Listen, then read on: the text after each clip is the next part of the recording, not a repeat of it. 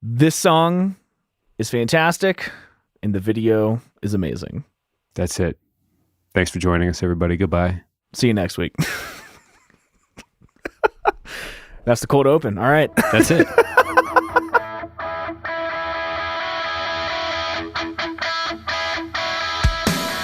What is going on, everybody? I'm Tom. And I'm Pat. We're best friends, and you're listening to the Reminiscent Podcast. We're not finally doing it. We did a little bit of a From Under the Cork Tree / Panic at the Disco, like back when we were doing the deathmatch episodes like a year and a half ago. Did we? But yeah, I just looked today, and I really don't think it doesn't matter. We're here now. We're here today to celebrate probably one of the Mount Rushmore songs of the show we're doing, I guess. Which we'll have those debates later in time when we have to decide those sorts of things. But Sugar We're Goin Down by Fall Out Boy off From Under the Cork Tree. It's there's a lot to go over on this specific video. The video itself is probably one of the gems of the decade, of the era. I don't know. I don't even know where to start, Tom, but I will say hello to you right now. Hi, Pat. Yes, this is a big topic. We're still gonna... Oh, God. I feel like we could go for hours on this because it hit so hard back in 2005 when we were pretty new to high school. The video was just weird enough to get everyone talking.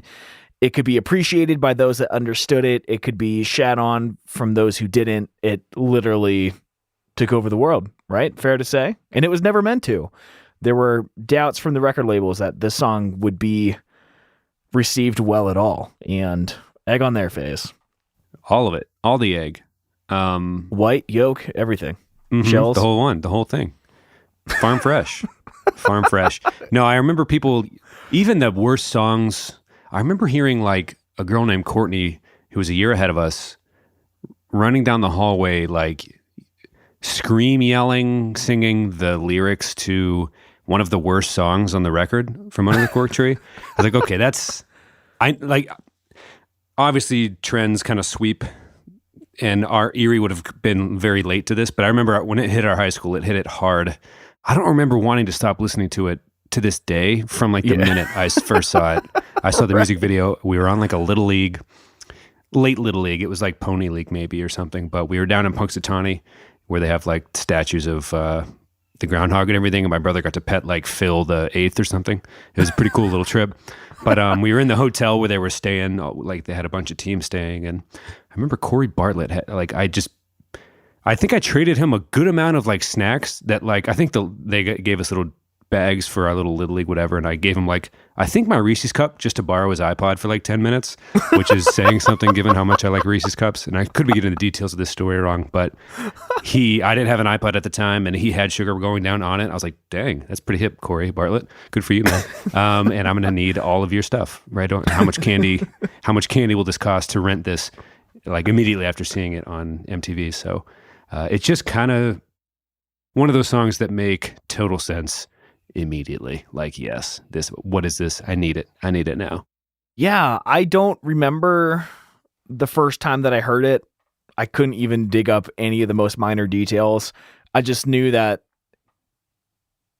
it wasn't there one day, and then the next day, right? There's like it's kind of like, not to be too dramatic, but it's like BC and AD. I don't think I'm being too hyperbolic. Is that the right word? There was the time before, the long ago, if you will, and then there's been the modern era. So, no, I'm kidding, obviously, but really. Do you want to go video first or lyrics first? We have a discussion about the chorus itself that I think is kind of the elephant in the room that I wouldn't mind just diving into just to kind of grease the wheels. But you probably have fast facts. I'm getting all out of order here. Out of sorts, Tom. You got to help me. You got to save me. I've got quite a few fast facts, fun facts. Great. A couple anecdotes, which I know we've told on the show before, but hey, that's what we're here to do. Tell the same stories over and over, and we shall do just that. That Punxsutawney anecdote, that's fresh. That's new. That I have not heard that. I love that. Like, it's so quaint, the thought of like, I didn't have on my person at all times a device that could play 10 million songs with the push of a button. You know? Right. Hello, I love friend. it. May I borrow your music device? Which is one of the most modern changing the game music devices. Like, that seems ancient now, but like, Right. your It's so headphones funny. too, please. I don't mind if they're in ear. I don't care if you wax. I need Fall Out Boy. I need it.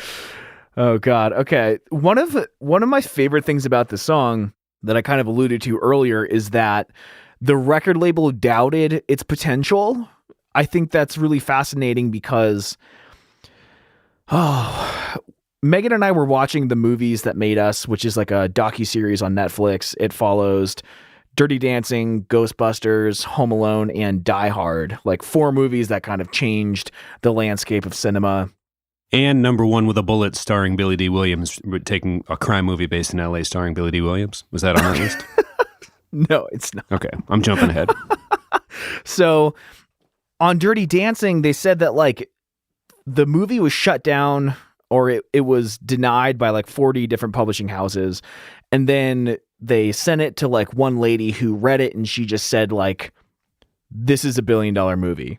And I think it's really fascinating that some people can just look at something almost completely out of context and just know like this is going to be big.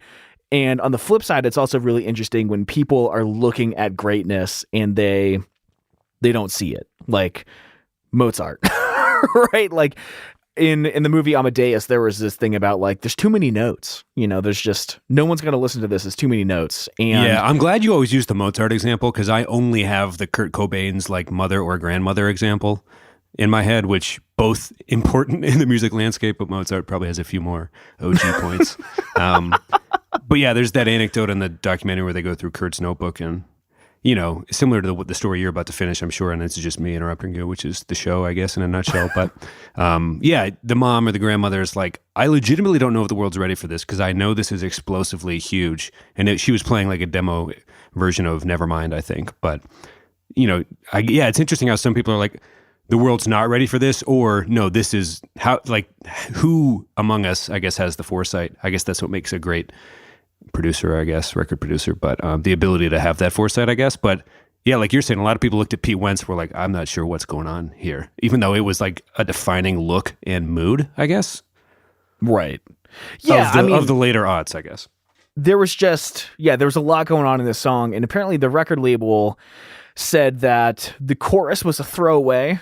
The label said the chorus was too wordy and the guitars were too heavy and that the radio wasn't ready for it. And I mean, it's not like there weren't heavy guitars before 2005. That's such a weird like oversight, I think.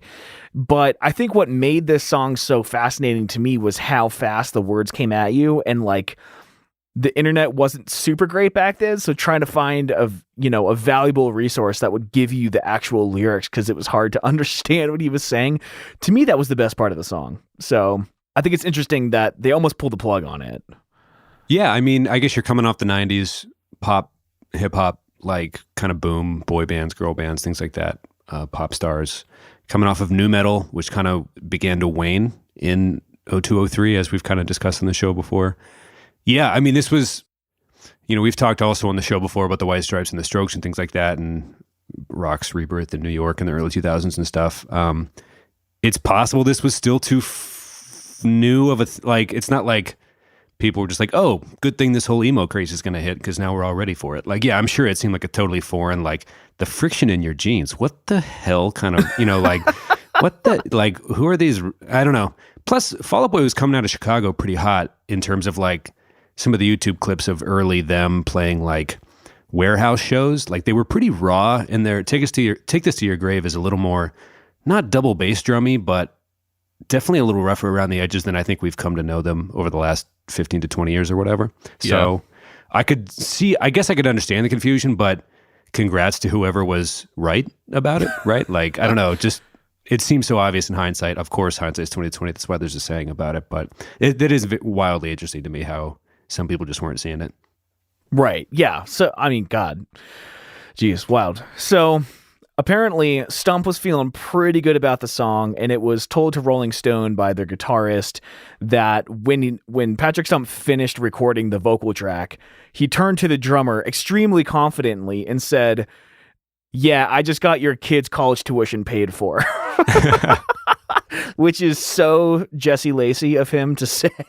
But I mean, he wasn't wrong. And I think, I think confidence is great.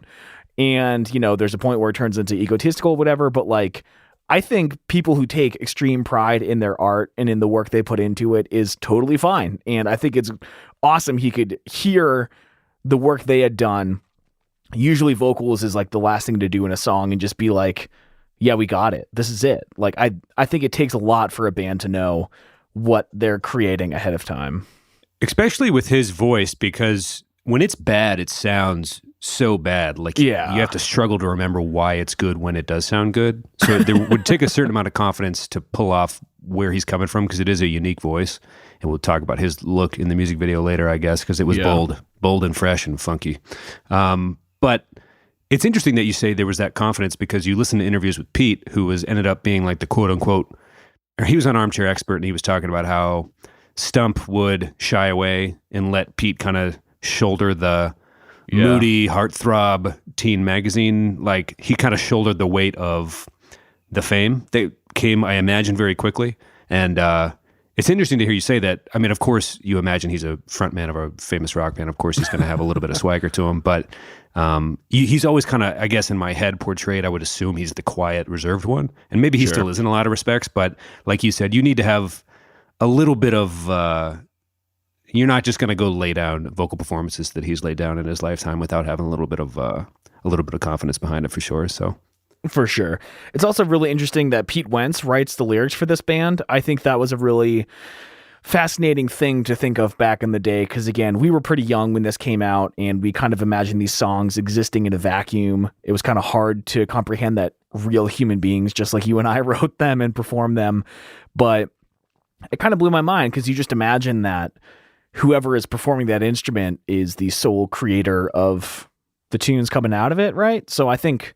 Yeah, and there was talk about, especially in Dance Dance, another track off from Under the Cork Tree, I don't think people were ragging or dragging Pete Wentz for not being able to play the bass that well, but once you learned that he was the lyrics man, it made a little more sense. You know what I mean? Like, yeah, I think you would hear like Maxwell Murder by Rancid and be like, okay, so some bass players can do that. And, Pete was never going to rip that out, and neither was Mark Hoppus, for that matter. Probably a lot of the bands that we were into at the time weren't exactly instrumentally the most sound, but maybe that would make for the best rock, because it's all oomph, not steak and sizzle, et cetera, et cetera. The ratio of that is important. But it makes, you're kind of glad to find that out, because you're like, okay, he's famous, but I want to not like him for no real reason. Oh, he's the lyrics guy. Okay, that makes, okay, cool. So he is the beating heart of the whole thing.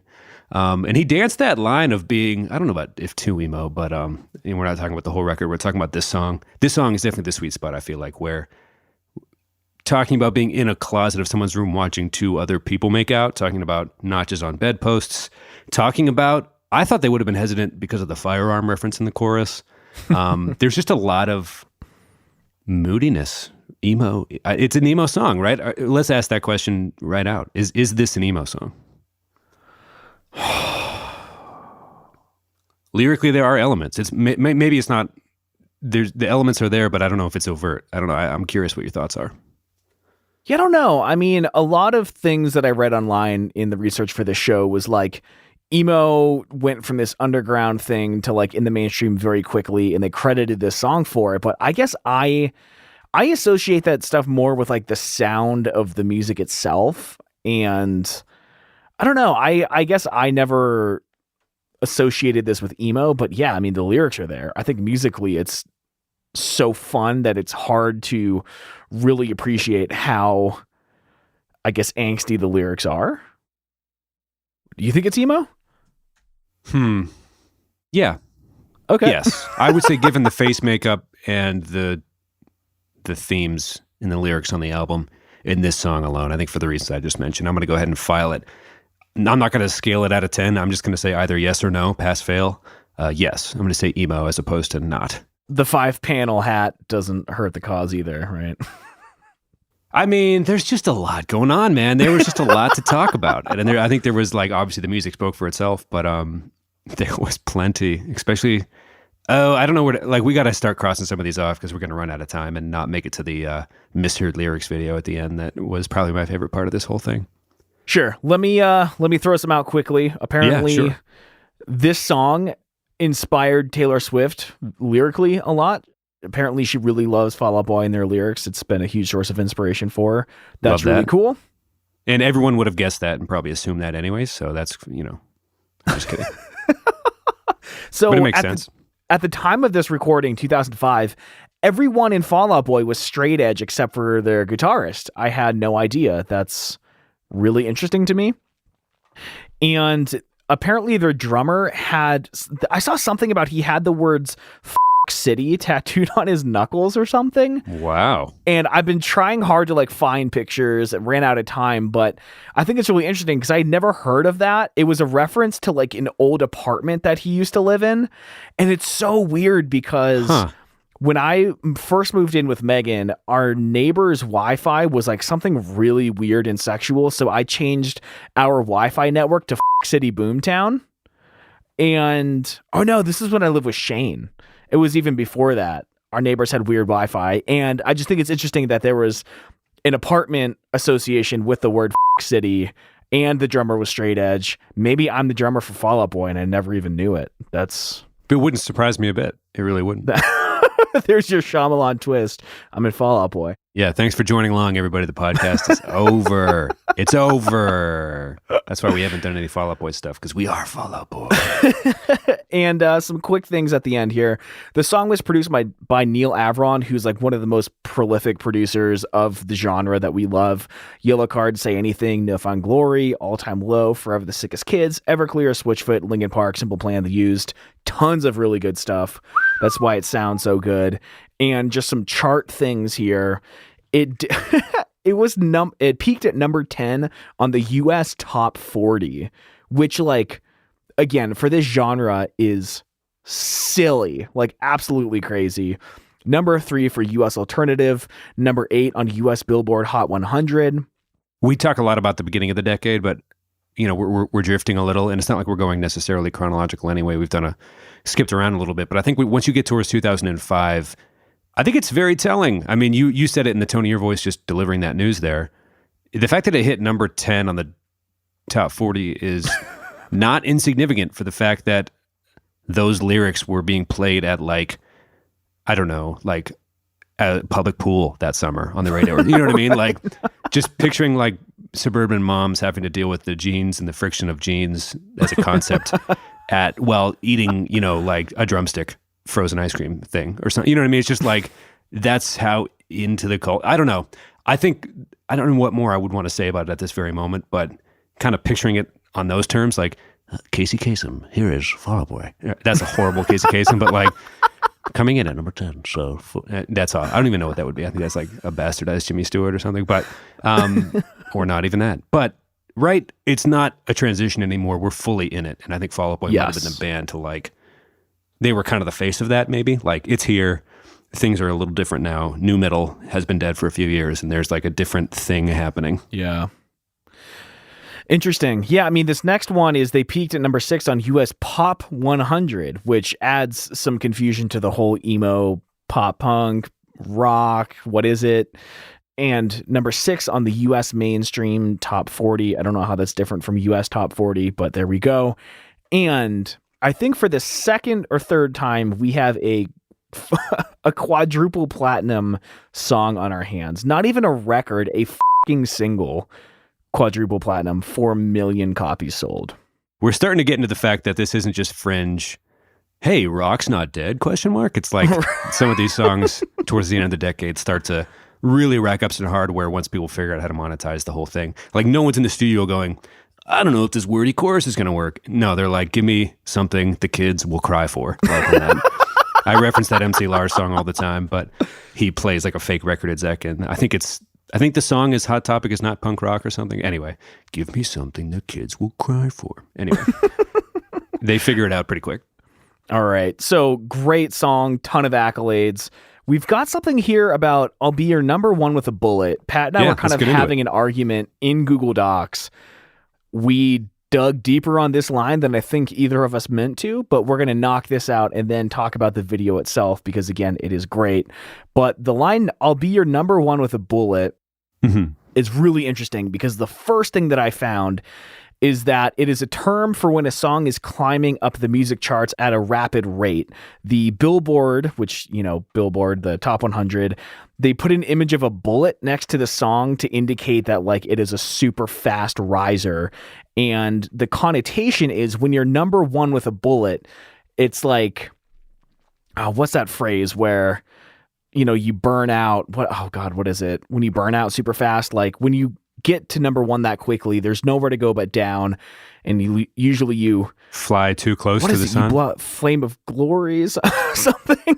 So, yeah, I mean that was the first thing that I found, and you posted a correction on not what a correction, you think but it means. we kind of talked this out because there's a few different things, and I already mentioned one of the things it could be, which is the 1987 crime thriller Number One with a Bullet, featuring or starring, should I say, Billy D. Williams. That might be one of the cult favorites of the band. But no, here's my reasoning and what I think, just as a fan. Here's my guess. And I'd love to, if you guys could help us spam the members of Fall Out Boy on Twitter on Friday when this drops. I am wildly curious so Brand New and Fall Out Boy each have song titles from quotes in Wes Anderson movies, right? Tell that Mickey just made my list of things to do today and Stick Transit Glory, Glory Fades, right? From Rushmore. Both of those are from Rushmore.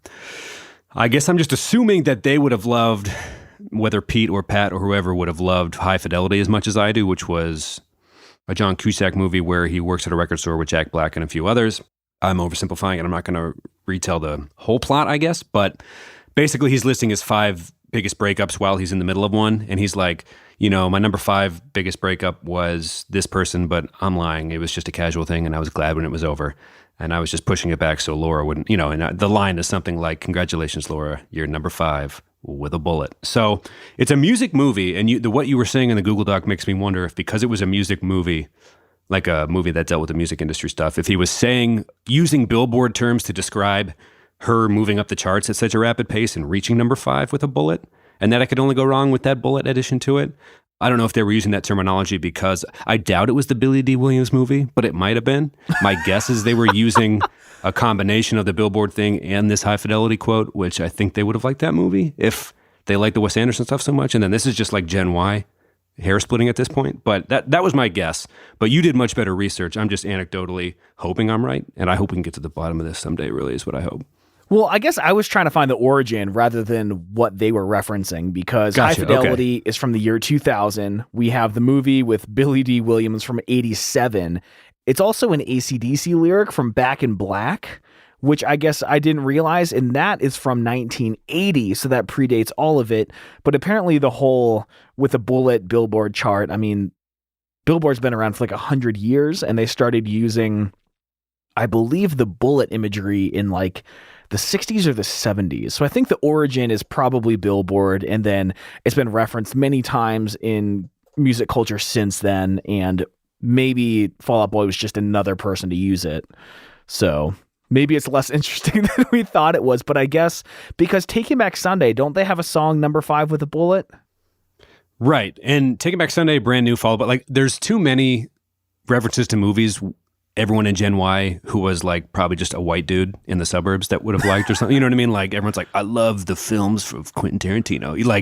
You watch one Quentin Tarantino movie and like the Twitter joke is like, you just stop saying movies and you say film now for no good reason. Like I get that it's not exactly like a cinephile thing, but there's like a collection of movies that all those bands seem to gravitate towards and name some of their songs after. But yes, there is a Taking Back Sunday reference. Just my gut guess. That's all. No research, just a gut guess, and it was probably a Billboard thing. It depends how hip. I mean, they grew up in Chicago. They were probably more hip than us. Yeah, I don't know, but I'm gonna stick with my totally baseless guess and hope for the best. Ooh, I like that rhyme. Okay, so let's get into the video. That's why we're here. We spent 25 minutes on other stuff. Real quickly, the video is directed by Matt Lenski. He hasn't really done much other than this. He directed a CKY music video and a Regina Spektor video in 2006, and he won some awards for a short film that aired at Sundance Video called F*** New York City, which I guess made fun of George Bush and Republicans. Good for him. But that was not a political commentary, just good for him for doing work. So apparently when they sent out a request. What do they call that? A request for work, request for proposals. About every director just sent back, boy and girl meet at a college party, what yada yada. The band thought it was bullshit. And this guy, Matt Lenski, is the only person that had something that was different. And the band wasn't really sold on the concept of like opening with 8-second landscape and then antlers. They thought it was a little weird, but they wanted to give him a chance because he was the only one that did something different. And I think that's pretty cool because it also seems like they took a chance on themselves writing a song that the producers and the record execs thought was too different, and it paid off because this music video is iconic, I guess you could say, especially in our little subgenre. And yeah, Matt Lenski, just want to give him some props. I don't know if it's an all-timer music video. In the subgenre, sure, but back rewatching it, I was like, it doesn't have a lot of rewatchable value to it. I don't know. It's unique, and I think that's why we wanted to talk about it, but I don't know if it's like one of the best ever because of its uniqueness. It just is like one of those weird ones. Like First Date, for example, would be one of those quotable ones you like want to rewatch it. This one's like, some chances were taken here. Okay, I respect it, but I don't. For me personally, I don't know. I was curious about whether you thought this was one of the greatest of the subgenre or just like unique. I don't know. I did have that question for you. You're probably right. I don't think I've rewatched it much since it came out. I knew it had the weird concept. On the flip side, I have watched First Date many times since. So maybe in those terms, it's not like you're not going to have watching parties like Thriller or something. But yeah, it's good. It took a risk and I think it paid off. I mean, it won an MTV Music Video Award for Best Video. But yeah, maybe I was a little overexcited. But everyone knows it, I feel like. Yeah. I don't want to be too hard on it because you're like, yeah, like if you were at a party, any party with a bunch of Gen Yers, which again aren't a thing anymore, but for a minute, for like a few years there was a Gen Y, and that's kind of who we're talking to, I think, on this show. But yeah, I feel like if you were at a party with people our age, you'd be like, yeah, they were like antlers. Yeah, it was like everyone has a loose understanding of what it was, even though they probably only saw it 1.5 times. Yeah, I don't know. Well, let's start it out. Let's go scene by scene. And so they start on his knuckles, and it says FUCKCITY, and it's a strong start. Wait, it does open on that? No, I'm joking. Oh. I just feel shocked by that anecdote. Like, that's such a strong tattoo. No, because it could mean so many things. Or maybe it only means one thing. So it opens on like 8 seconds of just landscape, kind of a little shaky cam. I kind of like it. I don't know. Oh, yeah. It's nice. Yeah. It's kind of cartoony, like Elmer Fudd. Like, you expect to see Bugs Bunny with a pair of fake antlers or something trying to trick somebody out. Yeah, it's definitely like, okay, some stuff's going to happen. I'm pretty sure it's not a deer under there, but let's just wait and see, so. But yeah, and then pretty immediately he starts getting made fun of for the way he looks, right? We're just kind of the instrumental start. He's walking into town, I guess. I don't know. What's your take on what's happening here?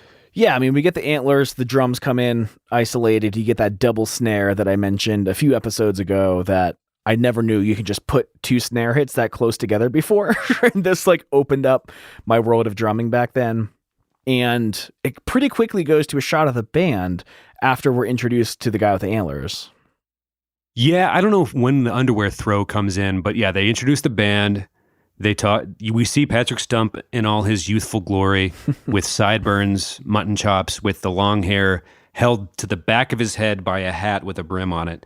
And whether it was a winter cap or just a regular version of the cap, his hat game was always strong.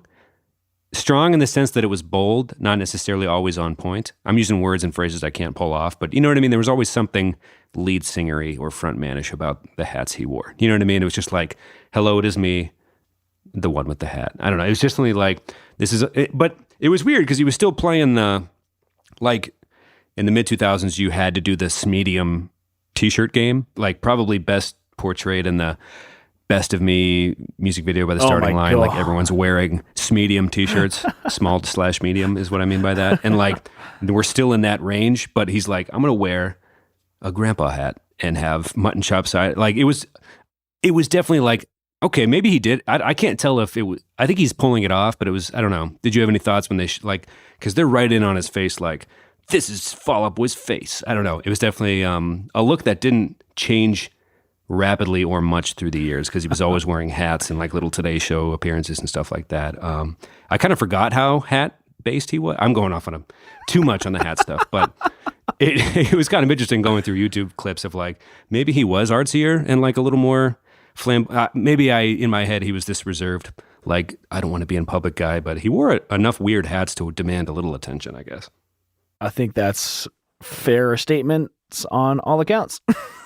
Thanks for putting up with me, man. I don't really know what I expected you to say. It's just like the hat thing. I got caught up on it. No, it's very Wheatus teenage dirtbag bucket hat vibe. Right. There's like, okay, man, you can't be the quiet non-poet and then just walk around in hats like that. I think is what I'm trying to say. Like, there's like, he and Pete had the weirdest like, oh no, I'm the quiet boy. Do you want me to ask about the hat? I don't not want you to ask about the hat. You know, and it's just kind of like the weirdest. I don't know. I have a lot of feelings about the hat, but go on. No. So yeah, we see the band. We're kind of introduced, super high energy, throwing their stuff all over the place. I don't know if we were going to do All We Know Is Falling episode, Paramore, and we know that in the music video for Pressure, they kind of did that cartwheel over the other guy's back, and that was their staple. I don't know if this is Fall Out Boy trying to compete who could do the more twirly whirls in their video, but I think there's they might plenty have of won. twirly whirls. I think they definitely The guitarist won. is never not spinning. It's like, you know at minor league baseball games where you have to put your forehead on a bat and spin and then stand up and try to hit a wiffle ball that they throw?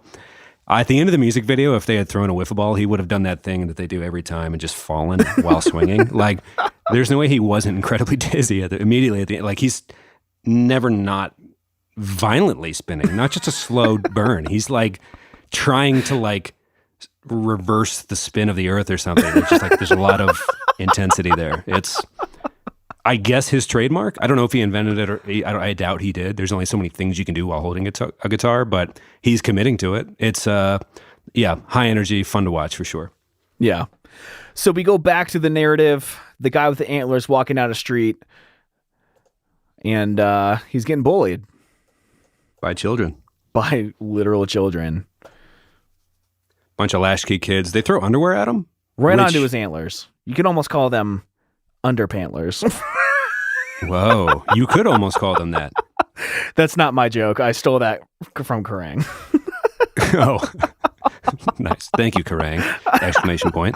Do you have any thoughts on this? Because you threw Whitey Tighty's flung, I might say, at Tom DeLonge during a concert in Cleveland once? Or are you like going to sit this one out with the Whitey Tighty stuff? Or what are your thoughts here? Okay, so the comment that I wrote was, who just has loose, clean underwear on hand? And then I asked myself, why did I, at an Angels and Airwaves show, I think when I was younger, I think I might have been about 16, my mom bought me tighty whities, and I haven't worn those in ages, so I just had a 3-pack of clean whitey tighties, and I wrote I Heart Tom on the butt, and I wore them around my neck during a Taking Back Sunday in Angels and Airwaves show in 2007 in Pittsburgh, I believe.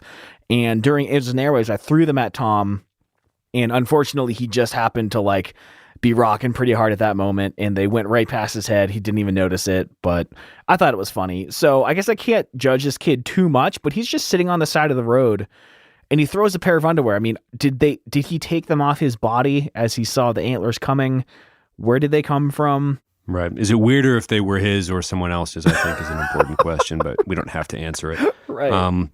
Pretty quickly, he meets a girl who gets her kite stuck in the antlers. The antlers are a problem for this guy. He might not love being a half-deer person, but they have a pretty cute relationship that blossoms, and she's very understanding and helpful and makes him feel handsome with his toothy smile and, antler situation. And then she takes him home, and the most obvious hunter garb is donned by the dad. Like, they don't leave much to the imagination, like, oh, this man hunts deer probably. Like, the orange hat and the flannel and everything. Full is just camo. Like, yeah. Yeah, they're using kudos to the wardrobe department. Like, oh, this man must hunt.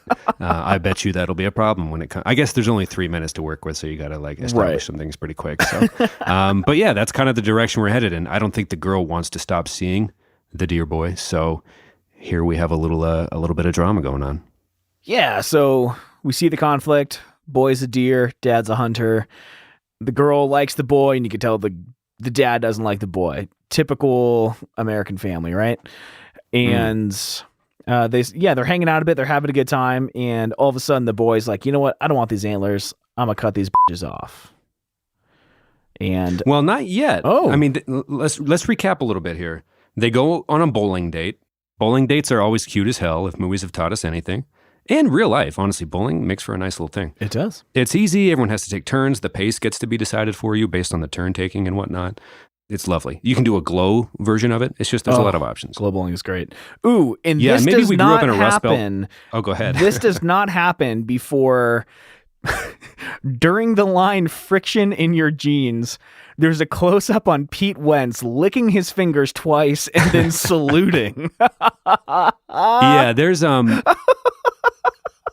between Patrick's hat and Pete's finger lick, you're like, man, okay. I don't know what, there's a dynamic here. I don't know what the heck it is, but these are some moody Midwesterners for sure. And maybe Chicago is an extended member of the Rust Belt. I don't believe it would be, but maybe, you know, those who can appreciate bowling are probably from Parma, Ohio specifically, but nonetheless, it makes for a cute date. There's a cheek kiss. The band's reaching the kind of the pinnacle of the song. We're getting into a couple choruses. There's a lot of momentum. The guitarist is still spinning radically. And then they're walking home kind of on a later date, some other time. He goes to tie the girl's skirt and his antler gets caught in her skirt. He's tying her shoes. What did I say? Skirt. I'm mixing my words. Tying her shoelaces, and his antlers get stuck in the skirt on his way back up, giving him kind of as close of a upfront view as you could imagine that would lead to. And the father is just kind of scowling at the window of the house, looking down like, I shouldn't have seen this. You know, it's like, there's going to be, something's going to happen. You can tell the dad's plotting a little bit. Yeah. Yeah. I mean, I think for how provocative I guess that shot was supposed to be, it's interesting because I feel like that whole thing wasn't forced. It seemed simple enough that he would tie her shoes and naturally the antlers would get caught. Like it, I don't know. For how like weird and kind of cheesy the video is, for some reason that shot to me, like, I don't know how to say it other than like, it just felt good without sounding like, oh, he's up her skirt. Yeah, it felt good. But like, I don't know. I just think it was well done for like what they were trying to accomplish there. The guy has to see the kid in a provocative situation.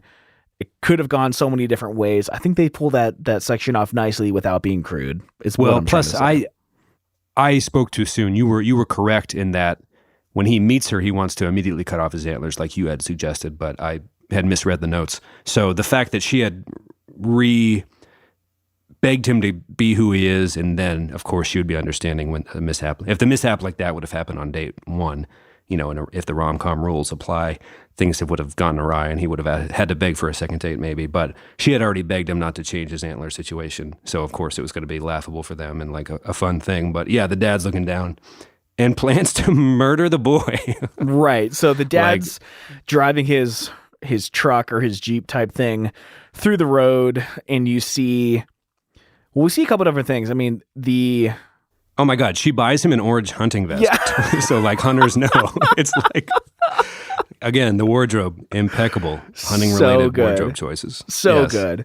And it's cute. Like you said, they managed to make it the most adorable, like, here, just so you be safe out there, Antler boy. Like, here's a little vest. Right. And then the dad's driving the truck down the road, and you see the yellow deer crossing sign, and someone has defaced it with a heart around the deer, and it pisses the dad off. And I don't know, man, like it's the little moments like this in the video, the vest, that little sign that's like such a simple thing that really like makes me feel for the characters more than I do in any other 3-minute music video. I think they packed a lot into it.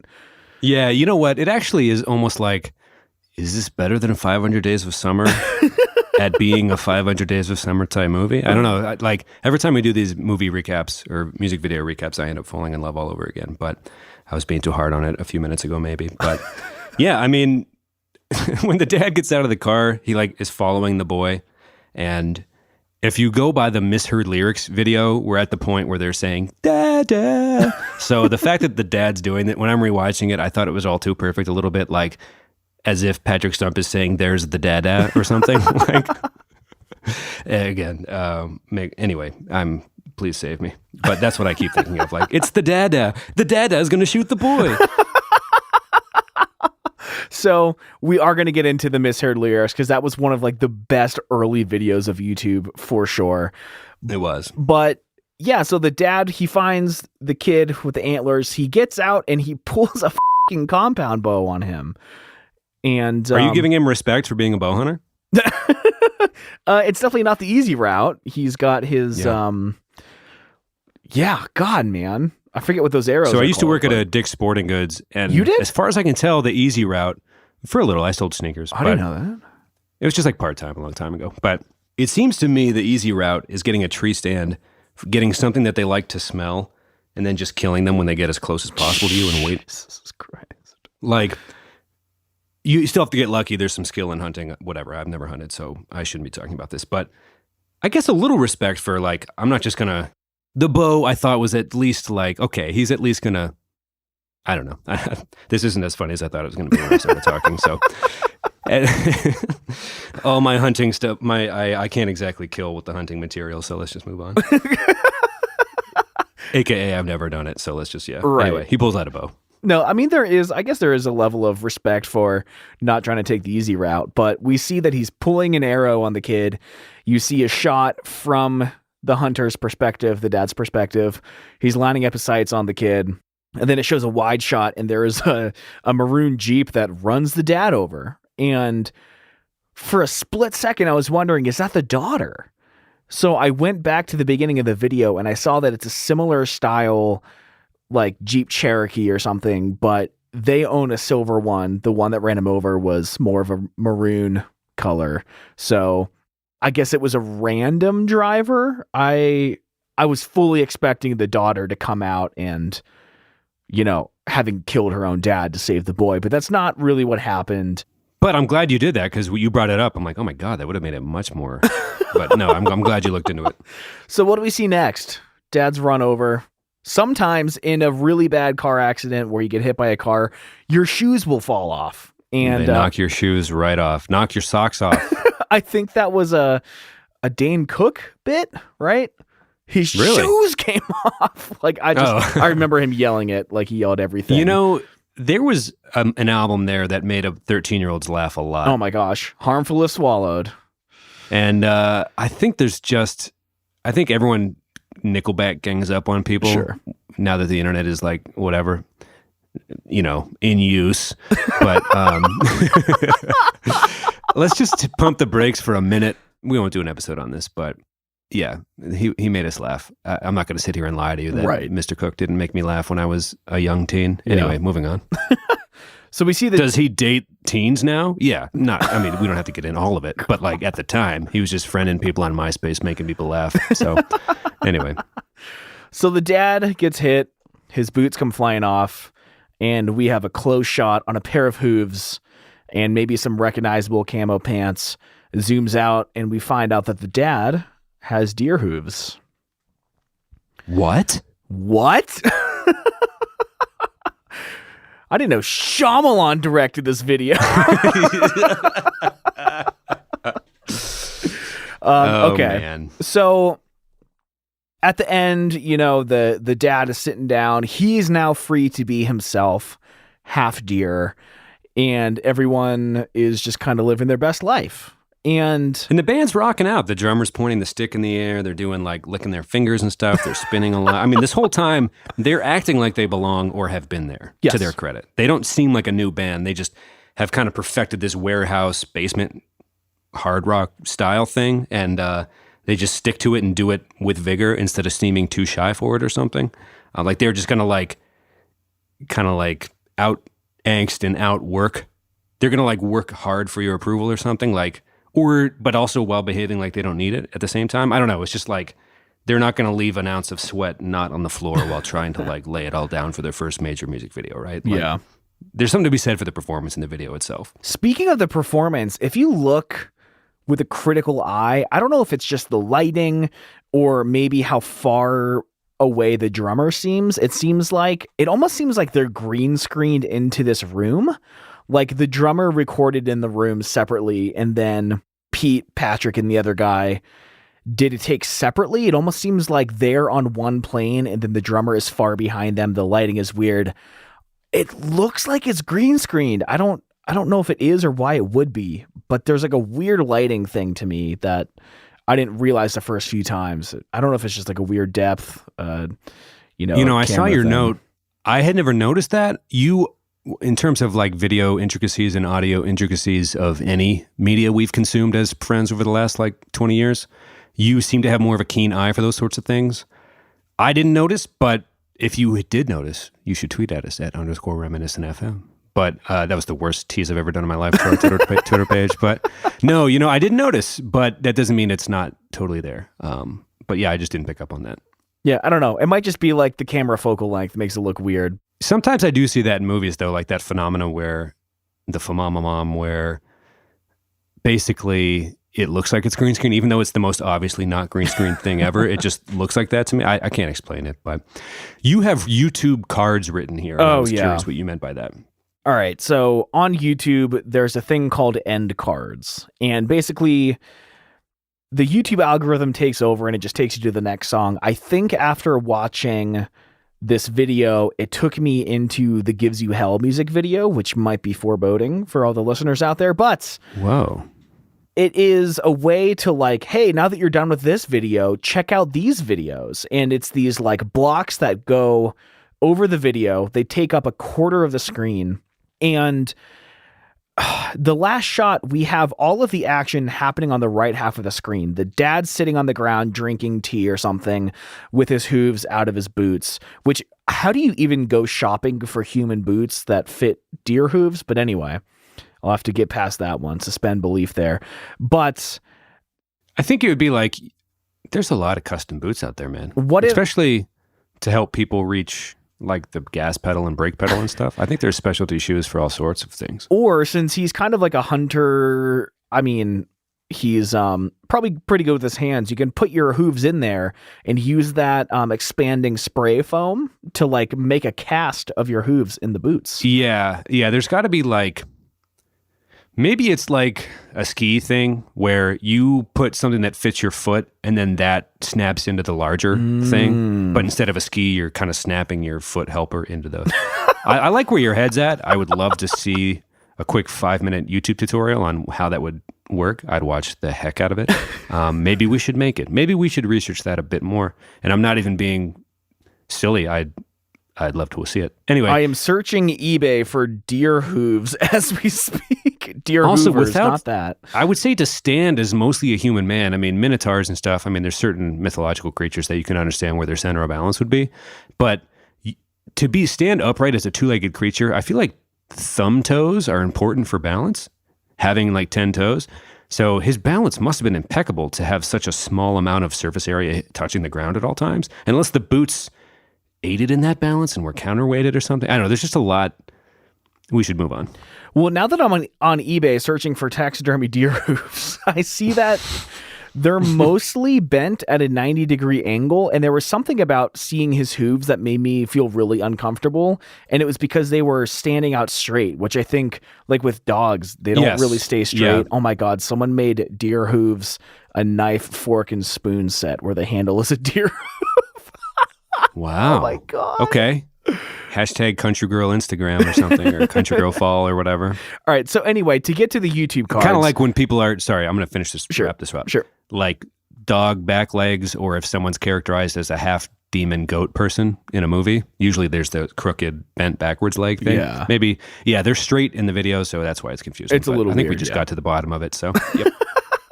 But yeah, to finish up on the YouTube cards, basically there's half of the screen being taken up by watch this video next, and it is completely over the conclusion of the movie where they're all happy together, hanging out, coexisting, half-deer people.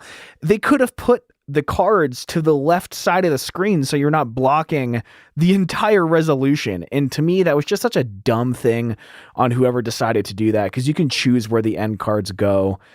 And I've been watching music, a lot of music videos for this show, and the last 10 seconds of every music video I see is completely covered by watch this next.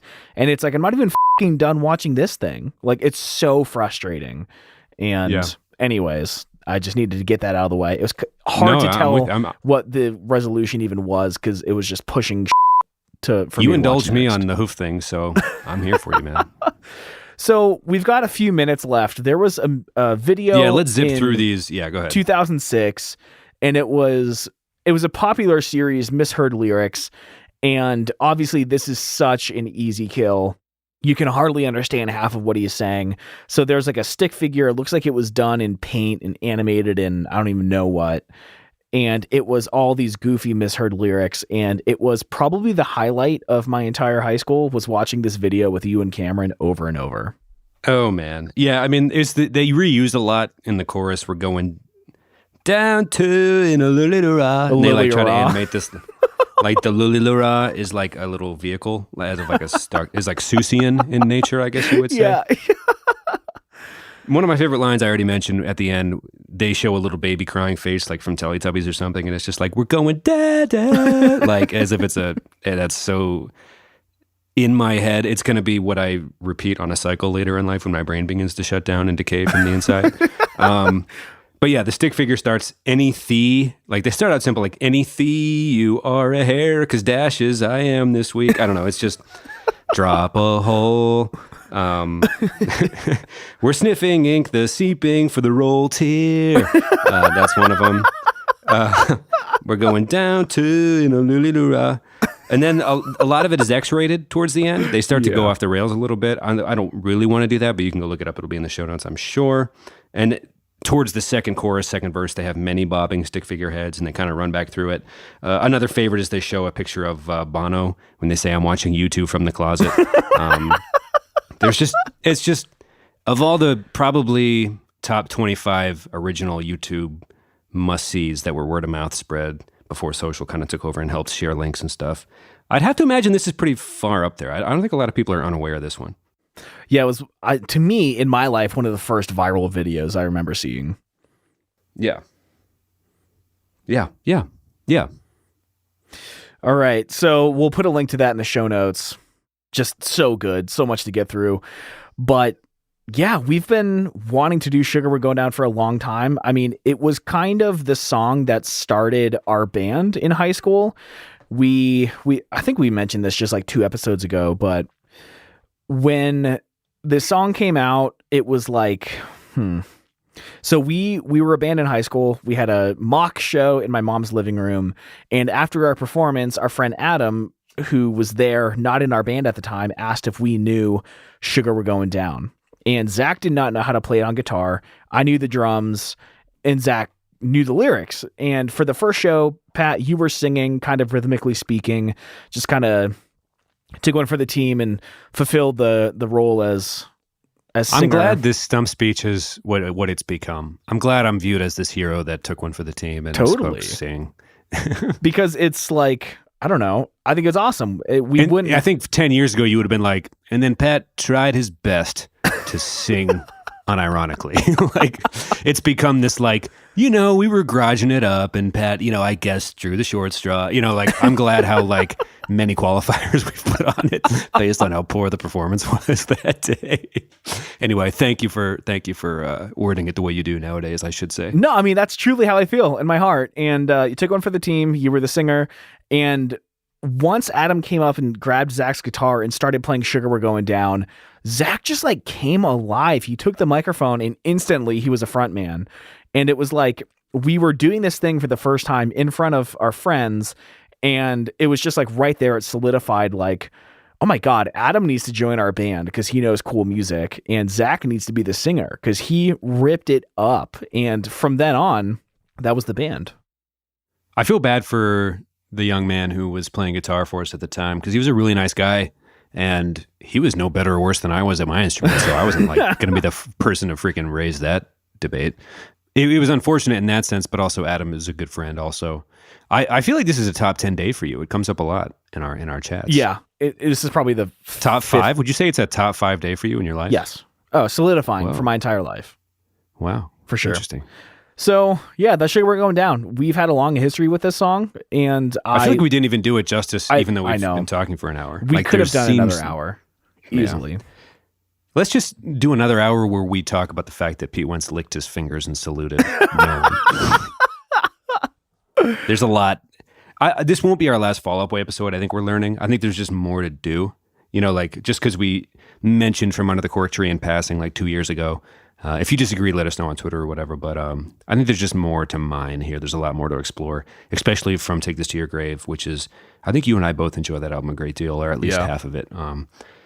There's just more to do, so we should do it. And yeah, I actually have a song of the week this week, Tom. Ooh. I've been prepping a bit. Awesome. Actually, I don't know if it's, now that we're this late in the episode, it's worth saying that you're going on vacation in February, so we've been trying to stockpile. So I've got some songs. I think there's going to be a stretch of episodes here. I don't know what order they'll be in, but where I have actual songs of the week that have been released in the last calendar year. Nice. Which I didn't know whether there were rules on that, but you said there were not, so that kind of loosens up. I thought like you had been finding new music that had come out in the last calendar year, the last like 6 months, every week for the last like 3 years. I'm like, I just truthfully am not that hip. But now that I know it's a little more relaxed than that, I think I might be a little better. Although the ones I have now are moderately recent. So well, I've been trying to make them recent, but there's never been a rule. No, I know. You've been trying a lot harder than I have. Yeah. All right. What do you got? Okay. I want to save the one that I know is going to go out sooner than later. But this one was pretty good. Let's go this. Let's just play it safe. Front Bottoms. One of our listeners recommended it to me, said it's a good modern band that kind of bridges the gap between what we would have enjoyed then and what is happening now. It was a single that came out, I believe, in December called Camouflage. So Camouflage by the Front Bottoms. It's catchy. It's good. Came across my Apple Music perusal the other day. And yeah, that's my song of the week. Awesome. I discovered something the other day that also came out in, I think it was December of last year. It was like a TikTok that came up on the Explorer page of Instagram. I don't even remember what the video was, but the song, I already forget what it sounded like, but I remember seeking it out by the lyrics. It's called... Is that the one, Take Me to the Movies? I have no idea. Oh, I don't even remember what it sounds because like. you would know. Okay, yeah. There's a TikTok meme about a song that came out like a little while ago or a long while ago where it's like this little acoustic guitar riff and then like they do this little arm dance to Take Me to the Movie. I don't know. I'm butchering this. I am showing my age. Never mind. Why don't you just go ahead and keep talking? I'll stop.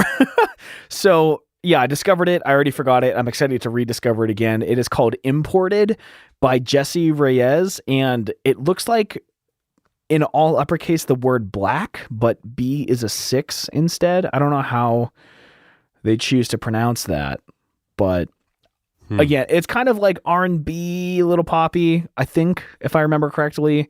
I like the girl's voice, and I think I remember the beat. I think I remember liking it. I don't know. So I guess I'll discover in 5 minutes if the song was worth remembering or not. But I wrote it down. I think the main rule is at least one of us needs to have an earnest song of the week, and we're good. I think that's the only real rule. All right. And it's my pleasure to have the one time the one time it's needed. I'm glad to step up. One times out of 10, I'm good for a song of the week. All right. Well, there you go. Old songs, new songs. That's the show. And, that's the show.